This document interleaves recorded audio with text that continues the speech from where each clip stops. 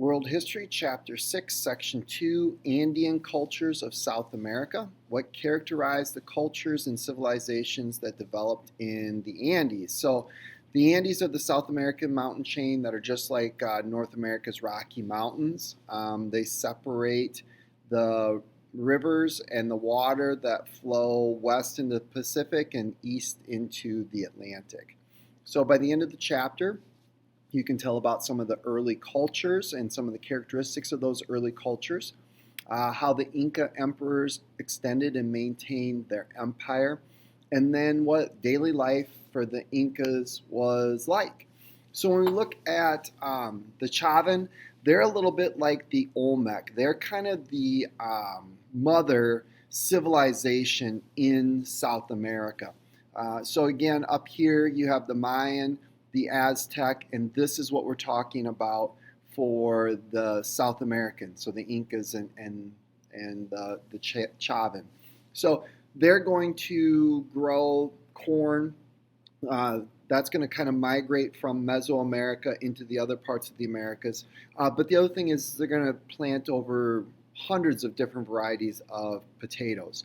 And what we see is they build these huge complexes, temple complexes in the mountains, and we're going to see those very same similar complexes being built throughout South America and some of these other cultures. The Moche build a culture. They're going to begin to create these roads that are going to be used by the Incas later on, as well as the system of using relay runners to get messages throughout their empire. What they're really known for is the buildings made out of this adobe clay. Here's an example there on the right. And then they also are known for being these very skilled artisans in terms of pottery and the different things that they're making. And there's an example of some of that work in the middle there. Probably the most interesting are the Nazca, and they have these etched geoglyphs, and so you can see the Nazca lines there. It's kind of interesting because people didn't really realize that these existed until you get, for example, airplanes and hot air balloons. And people high up started to notice these patterns. And so there was a lot of speculation as to where these things came from. And of course, most people in the early 30s kind of jumped to, oh, it had to have been done by aliens type of thing. But it's kind of interesting, and there's a lot of mystery behind these geoglyphs and what they meant and what they stood for and how they were made. And so it's one of those interesting things. When we look at the Incas, in 1438 is when we see this empire really emerge. And this is where the leader takes on the title of emperor. And he's going to rule over all things because he is going to claim that he is a descendant of the sun. So he is going to be godlike, a little bit like the Egyptians. And because of that, he has absolute power, both in terms of what's happening politically through the government, but religiously as well. And so this is going to be a very powerful position.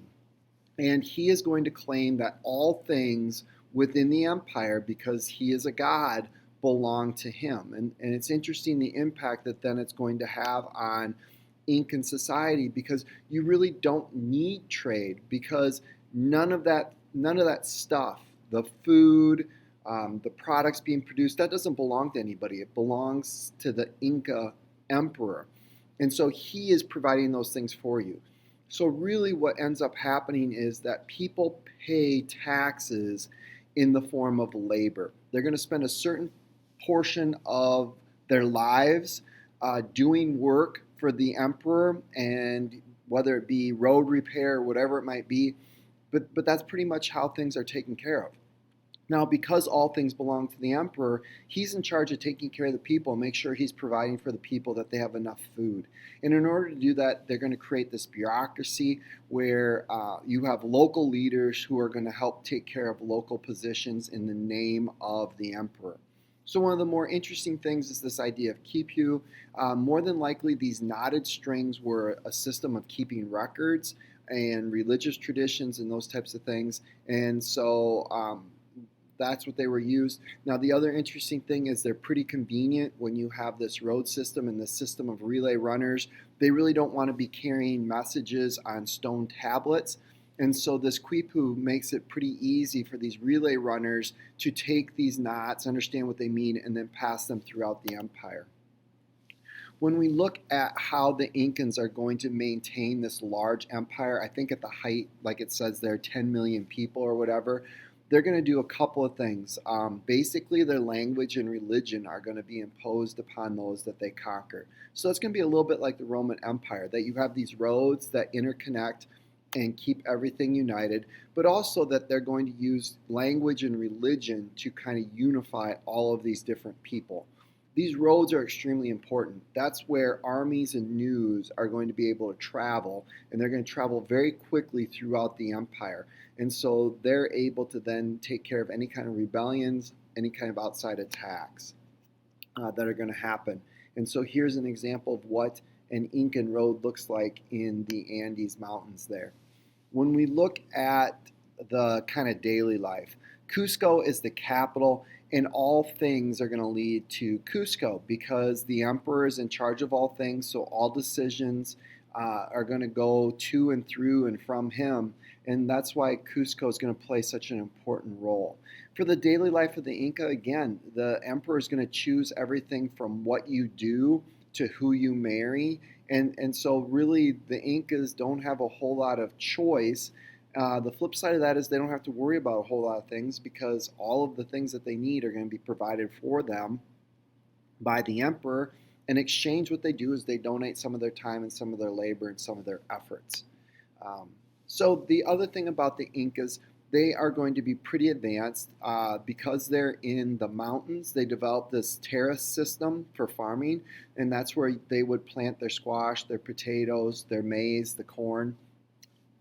They get known for their metalwork, but also their architecture. So this is Machu Picchu, way up in the Andes Mountains. But here are some of the things that they do in terms of weaving and metalwork, and they become pretty famous and well known for these things. And especially when the Spanish come and they see all these figurines that are made out of gold, that really piques their interest and probably is going to influence the downfall of the Incas. Now, the other thing is they're pretty advanced medically. So here are some skulls that show this tree painting that they do, which is this operations they perform on skulls, and they operated on the brain. The other thing that they did is they mummified their dead, and one of the most famous here is the Incan Maiden, and I'll probably show that in class to you guys a little bit later on, but otherwise, you can go to the PowerPoint and watch it. When we look at religion and rituals, there's lots of different gods. They're polytheistic. They have multiple festivals throughout the year, and they have this very powerful group of priests. And this is going to be similar to most of these places that we talked about, because these priests are the ones who are keeping track of records. They're the ones who are in charge of making offerings to the gods. And so because of that gives them a lot of power, because average everyday people are trusting priests to make connections to the gods so that you have good harvests. Well, as long as there's good harvests, then people are happy with the priests and the priests have power. But then on the flip side, if things aren't going well, the priests are kind of the ones that get blamed.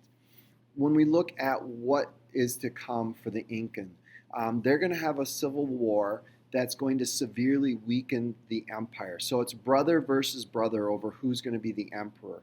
And that civil war is going to be completed just as the Spanish are going to enter. And so the Spanish, once again, are going to kind of have this good timing in terms of showing up in an empire that would have probably destroyed them and driven them out of South America, except for the fact that they're weakened by this civil war.